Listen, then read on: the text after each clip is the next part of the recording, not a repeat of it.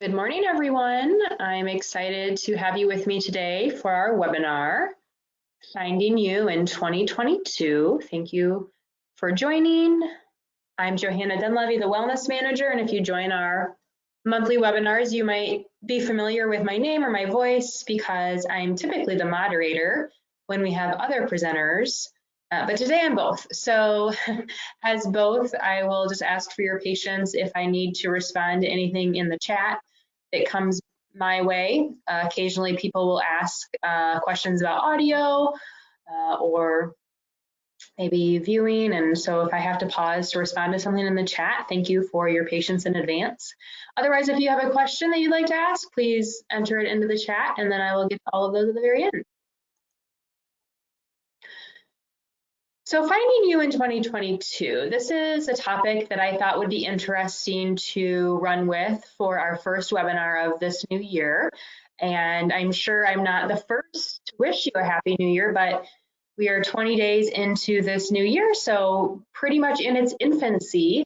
However, there was a study that came out in 2019, and it was based off of information found in the Strava health data app. Strava is an app that a lot of people use to track fitness goals, nutrition goals, health and wellness goals. And the app showed that on January 19th, a lot of people just kind of plummeted. They really trailed off. So 19 days was kind of the time period that people were committed to those goals and resolutions, but much beyond that, it was harder for people to connect.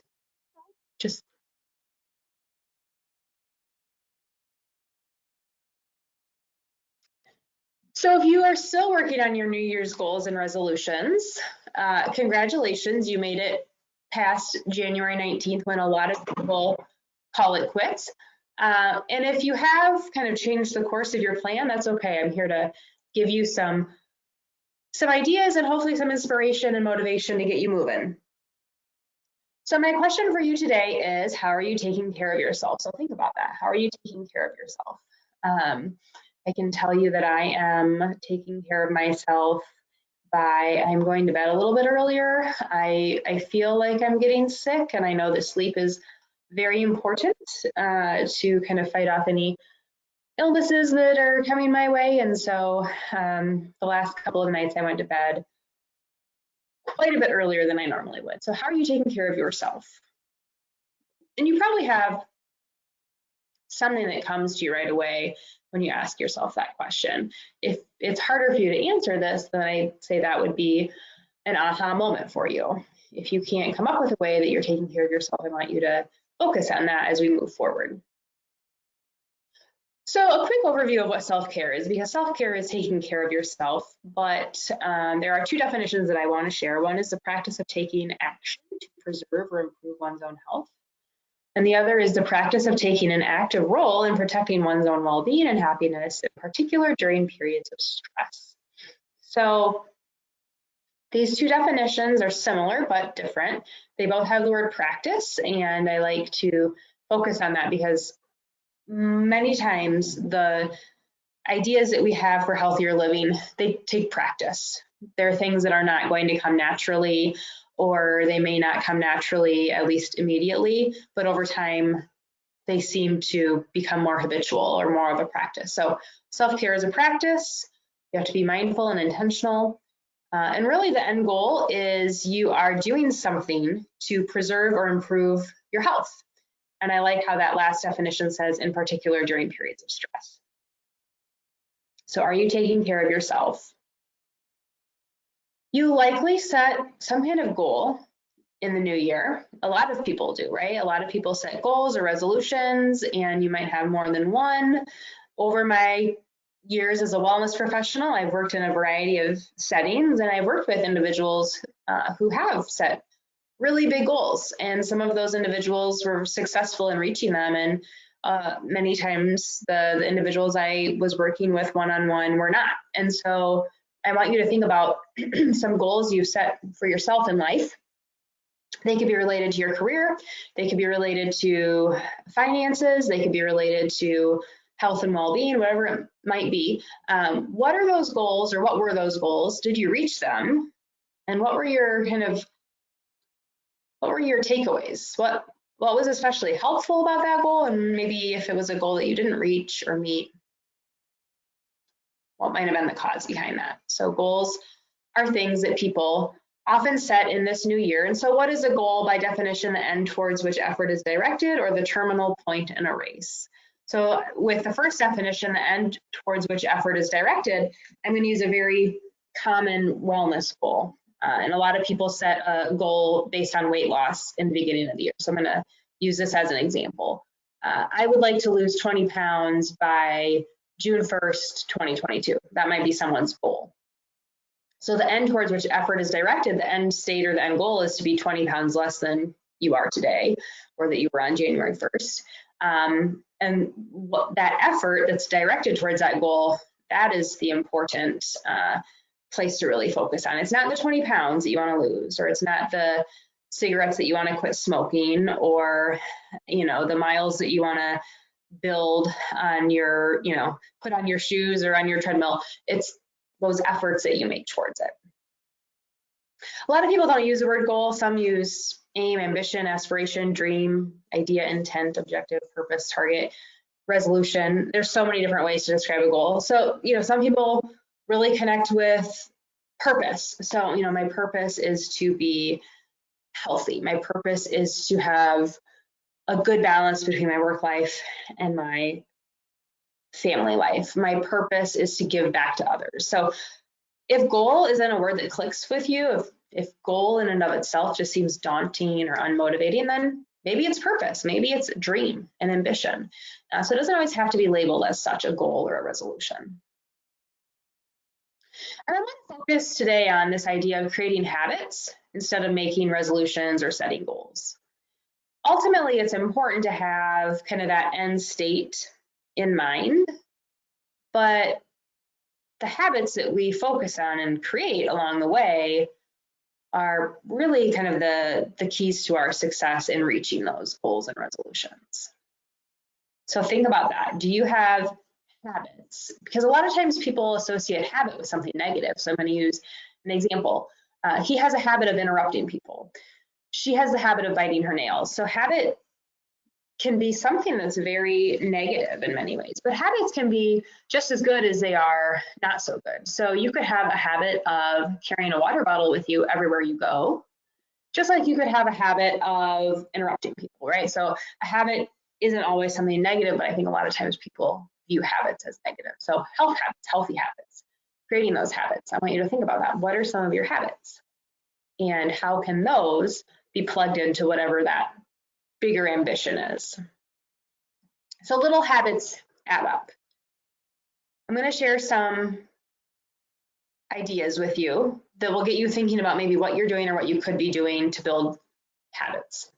Take the stairs. So when I first started working for Employee and Family Resources, I was coming from a position, I'd been at Drake University for 8 years, working in the recreation center, doing a lot of on my feet, movement-based tasks. So I taught group fitness classes, I personal trained, I was teaching students to become fitness instructors. I was on my feet a lot. I didn't wear a pedometer or a wearable back then. And yes, when I was at Drake, some people were still wearing an old-fashioned pedometer because things like the Apple Watch didn't quite exist, but Fitbit did.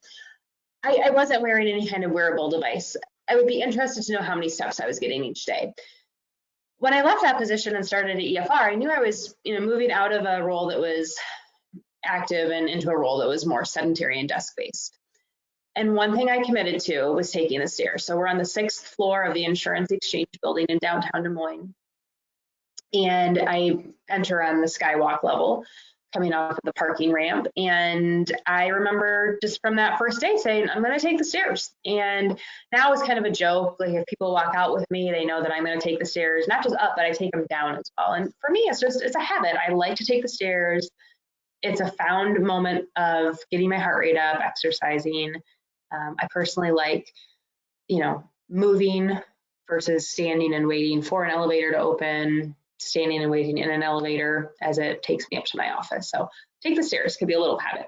Carry a water bottle. A lot of times people forget how important hydration is. So carrying a water bottle with you, not just to the office or to the gym, but when you're running your errands, when you go to a meeting, bringing a water bottle with you is only going to increase your water consumption. Of course, you're going to have to do something with the water bottle you're bringing, but if you don't bring a bottle, you're certainly not going to be drinking more water. But if you carry a water bottle, you most likely will be. Putting your fork down between bites, that can be a habit that maybe would help you eat more slowly, be more mindful about the foods you're eating, enjoy your meal, enjoy your company. A lot of times people, and I'm myself included in this, really rush through mealtime. Keeping a book on your nightstand. I think a lot of times our phones are what's on the nightstand, but what about a book or a journal or something that's not a screen, not something that's going to emit that blue light that's going to keep you awake? Using an old-fashioned alarm clock.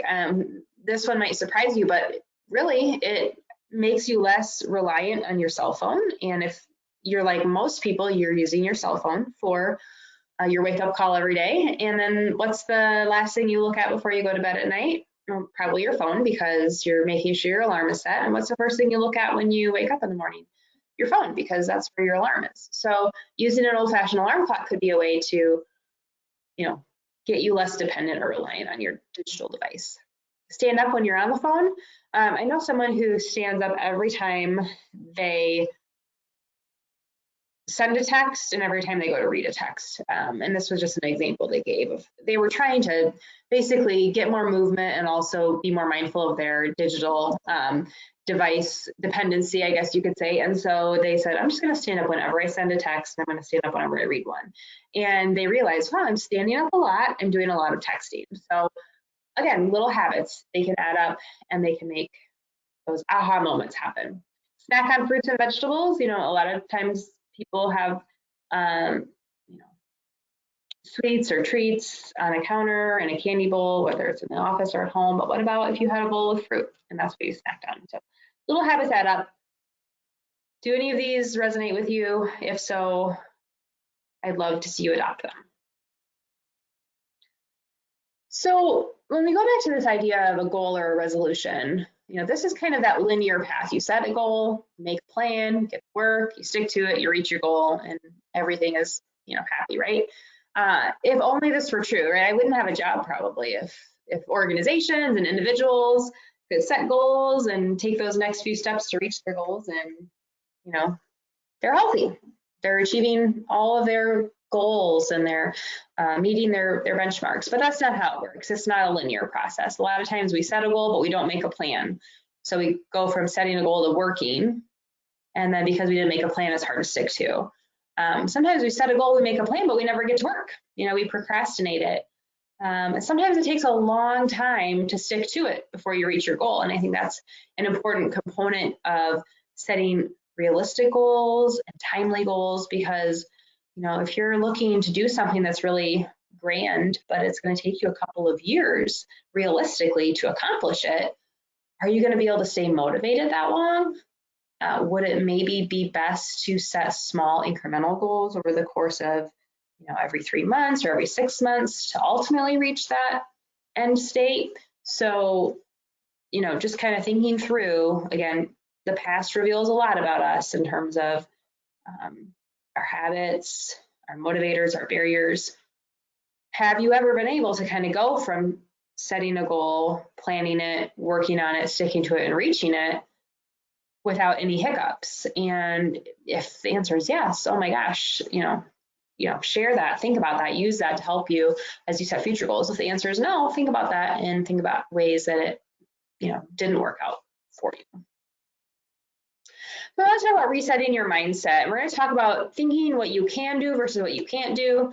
We're going to think about barriers, support, and your why. So I like this whole idea of focusing on the positive. So instead of this, try that. So instead of eliminating sugar, could you eat more fruit? So eliminate sugar or eat more fruit. Which one is more inviting? Which one is an action of doing something versus, not doing something? Avoid soda or drink more water? again, when we focus on what we can't have, like sugar or soda, that's where our energy goes. We can't have that. We can't have that. And sometimes it creates a barrier for not really seeing or understanding what is possible or available. So instead of eliminating sugar or avoiding soda, focus on, I'm going to eat 3 pieces of fruit today. I'm going to drink half my weight in ounces of water. Stop eating out or try 10 new recipes. Avoid social media or read 1 book a month. Stop complaining or start a gratitude journal. Lose 10 pounds or walk 30 minutes a day. So I think a lot of times we focus on those not going to do it, or I want to stop doing this, or I want to avoid this, or I want to lose this. Let's focus on what we're going to do versus what we are not going to do, because I think it makes the end state just a little more enjoyable to reach, you know. My daughter has a birthday in early January, and usually by the time I get through the holidays and her birthday, I'm kind of all sugared out. You know, I love sweets, I do. I like baking, I like sharing, I like indulging, but usually I say, okay, you know, the day after her birthday, after I've enjoyed her cake and we've had fun, I'm gonna take a break from that. So in the past, I used to kind of focus on I'm going to eliminate, but now I'm thinking, okay, I'm going to add more fresh fruit and dried fruit so that when I want a snack, that's what I go for. So think about adding, not subtracting, or adding, not taking away. Identifying barriers is really important. Barriers are different for everyone, and the barrier can be different even for the same person depending on what they're trying to do. So a barrier for someone trying to reach maybe a fitness goal is their physical health or their availability. But that same person might also want to reduce screen time. And so a barrier for that is friends and family constantly texting or social media or whatever it might be. So depending on what your desired end state is, there could be different barriers that go into play. Just running through these quickly. Time, I hear people say, I can't find the time. We can't find time. That's true. It's never hiding under a rug or in a closet. You have to be intentional, set aside a block of time to do whatever it is that you want to do. And easier said than done, I know, but time is a big barrier for a lot of people, whether that's time as it relates to exercise, time as it relates to cooking a healthy meal, time as it relates to availability to, volunteer or give back to your community. So time can be a big barrier. Work can be a barrier, depending on what your schedule is. You might find that you don't have good work-life integration. And then on the flip side, it could be a family barrier. So you're a single parent and, your only opportunity to pursue these little health habits, maybe it's a fitness health habit that you're trying to establish. Maybe your only time or opportunity for that is during your workday, but work's busy and you don't have, someone to help you with your child or children. So it can be family, it can be even friends. Friends can be a barrier just in that sometimes they don't support us, and not necessarily intentionally, but if you're trying to change, let's say you're trying to drink less alcohol, but you have friends that are constantly inviting you to happy hour because they don't have any desire to change that aspect of their lives, but you're just really trying to focus on maybe saving money, drinking less to feel better physically and emotionally, but they don't share that same ambition, then they could be a barrier because they're inviting you and then you maybe feel obligated or tempted. Screen time can be a big barrier. We spend a lot of time on our devices. And so if you ever go back to the I don't have time for this or that, check how much time you're spending each day on your screen, because I have a feeling you might be surprised. And iPhones and Android devices have built-in screen tracking that you'd be able to look at pretty quickly. Sometimes attitude is a barrier. I can't do it, or I've tried in the past, just won't work. No one's going to support me. I can't afford to do this. Sometimes it's just your attitude that gets in the way. That can be a really big barrier. And then physical or emotional health. I think a lot of times we think of examples where physical health could get in the way of accomplishing something, but what about your emotional health? Are you feeling, motivated to get up in the morning to, pursue whatever it is that you're looking to change in your life or create in your life? Are you feeling supported? Do you have anxiety around it? What is it? So there's a lot of potential barriers, and kind of think through whatever it is you're trying to pursue or accomplish, what barriers would apply to you. Find support. Think who or what can hold me accountable to my goals. So it could be friends or family. So going back to that drinking less alcohol, if you want to drink less alcohol, you probably should tell maybe the people you live with or the people that you socialize with the most, hey, I'm not going to do happy hours during the work week. I want to use that time to focus on other things. I'm looking to, and tell them your why. Tell them your why. You don't have to, but sometimes it can be helpful, because when you know your why and feel comfortable communicating it, then sometimes that can help the people that are holding you accountable, help them understand. So, hey, I'm trying to get to the fitness center after work. I'm not going to do happy hours, on Thursdays this month. I'm just trying to pursue some other wellness goals, and I'll let you know when I want to join again. Professional support. So it could be calling your EAP, which is, I'm assuming if you're on this call today, you probably have EFR's EAP. Your devices, even though we talk a lot about minimizing screen time, your devices through apps and technology support can be tremendously helpful with regard to accountability. And then support groups. So maybe it's a 12-step program, maybe it's a grief support group, maybe it's Overeaters Anonymous, whatever it might be. When you can make a connection with someone who's going through a similar experience, it can be tremendously supportive and helpful. And so think about your support network, your support system, and who could be your biggest cheerleaders and help you stay accountable. And then lastly, what is your why? So I went back to the example of someone maybe wanting to lose 20 pounds by June 1st. What is the why? Because it's going to take a lot of effort, to lose a significant amount of weight, and it might take a lot of those little habits to build up to reach that goal. So when you're feeling overwhelmed or like, hey, I'm just going to take today off, what is your end state? So maybe for that person, the end state is, I want to be able to, coach my son's youth soccer team, and I don't want to be out of breath when I'm running up and down the field with him. So your why is a really, really important part of your life. It's your son and maybe his hobbies or pursuits. And so you're motivated to be healthier so that you can enjoy that time with your son. So what is your why? It's hard. It's hard to sometimes identify the why, but it's so important because it will help you. It will help you stay motivated and kind of stay along the path that ultimately gets you to that end state that you desire.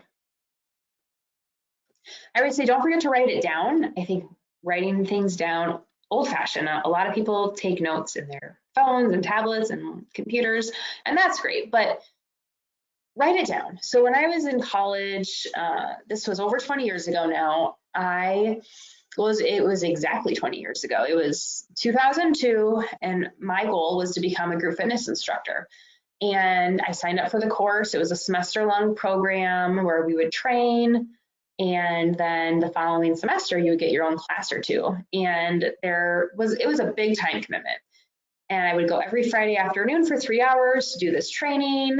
And I knew that outside of the 3-hour weekly commitment, I had to attend a fitness class, basically kind of shadow and learn how to teach. And then I had to take a written exam. And the last one was the kicker. I had to be able to do at least 50 push-ups from my toes. And I was terrified because I knew that, I was in a health promotion major, so I wasn't worried about, the knowledge that I was going to have to learn because I was already getting some of that in my coursework. So I wasn't worried about that exam. I had the, flexibility in my schedule to make these large, time commitments. Those push-ups, they scared me. So what I did, I still remember, I wrote on a little yellow sticky note, 50 push-ups by, it was like May 1st. And I stuck it to my bathroom mirror in my dorm room. And I saw that every night when I would brush my teeth. And every night I would get on the floor and I would do push-ups to fatigue. And I was able to do it. I got to 50 push-ups. And it was a great feeling. But because I wrote it down and I stuck it somewhere that I was going to see every day, it certainly helped me stay the course. So don't forget to write it down and put it somewhere where you're going to see it frequently. If you have questions about the topic today, feel free to add those in the chat. I'm going to run through some of EFR's EAP benefits. If you're listening and have our benefits, which I would assume many or all of you do, keep in mind that there's 24-hour phone support, 800-327-4692. So this could be for you to connect with counseling, whether it be in-person or virtual sessions, legal, financial consultation, elder child care resources, identity theft, or life coaching. Lots of great resources through your EAP. You can also visit efr.org well, actually just go to efr.org, and at the top of the website, there will be a menu that will take you to learn more about your EAP benefits, but lots of great information on our website. And I always say the first step of calling, making that phone call, is usually the hardest, because a lot of times people think about, well, is this really that important? Or maybe there's shame, associated with the reason you're calling. And call us. We're a confidential resource. We want to help you. We say life happens, we're here to help. So please call us whenever you feel that you need some kind of emotional support. We also have an app. You can download this in the App Store or Google Play. So from Apple or Android devices, you can stay up to date with a lot of our different resources, like our blog, our podcast. You can register for webinars, do past webinars. You can chat with one of our counselors in the call center. So download the app. It's free. If you search EFR in either of the app stores, you will likely come up with it. It might be the second or third option on the list, but it will be there. And then I have a podcast with EFR. So I host Emotion Well, EFR's podcast. It's available. You can find it in our app, on our website, and then in your typical podcast players, Google, Spotify, Apple Podcasts. But we have a new topic each month. And this month, January of 2022, was finding your spark. And it was all about, it kind of complements this particular webinar nicely. So check that out. I spoke with a friend of mine who actually went through that fitness instructor training with me 20 years ago. So I connected with my friend Sarah, who has a real thriving business and a success story that she shared with us on the podcast. All right, questions, comments.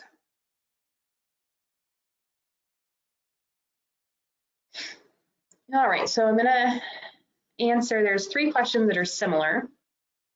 Will a recording of this webinar be available, or will this webinar be offered again? We're not offering this webinar again. However, we are going to be putting it on the website probably before the end of the day today. So if you go to efr.org, there's a menu that says Stay Connected. And if you click on webinars, you can access a library of our webinars. And then this one will be at the top.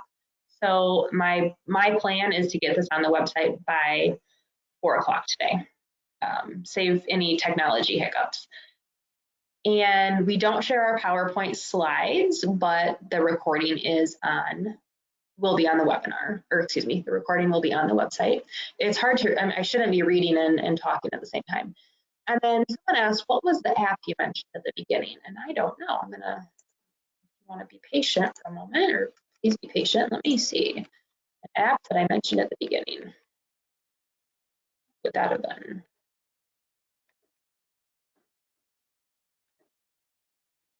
I don't remember an app that I mentioned. If the person who, oh yes, is Strava.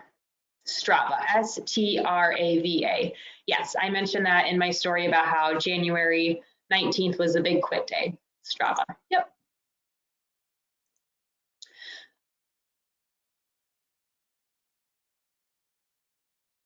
Thanks for joining me. I'm glad that there's interest in watching the webinar recording. Share it with your team members. Keep in mind that all those little habits make a big difference over the course of days and weeks and months. And if you are finding it difficult to maybe motivate yourself to get moving, call EFR. We have life coaching, and we also offer the counseling. And so for some people, there is an emotional health component that can underlie that lack of motivation. So sometimes the support you need is more from a professional. So don't be shy to reach out to EFR with any questions you have about the benefits or to connect with a benefit or resource. The difference between counseling and life coaching is counseling. Think of it this way. Counseling is going to be related to more of an emotional health concern or some kind of disruption in your life. So it could be, you know, when I say emotional health concern, it could be depression, anxiety, trauma, grief. A disruption in your life could be you're moving, you're getting a divorce, you've had a loved one pass. So that would be counseling. We would set you up with a licensed mental health counselor. Life coaching is more, think of it as less clinical. So life coaching is more, I'm looking, you know, I, for the life of me, cannot figure out how to get all the things done I want to get done in a day. And there's no underlying component related to maybe depression or grief that's holding you up. Life coaching would help you manage time, organize your time. I don't like the word manage. Organize your time.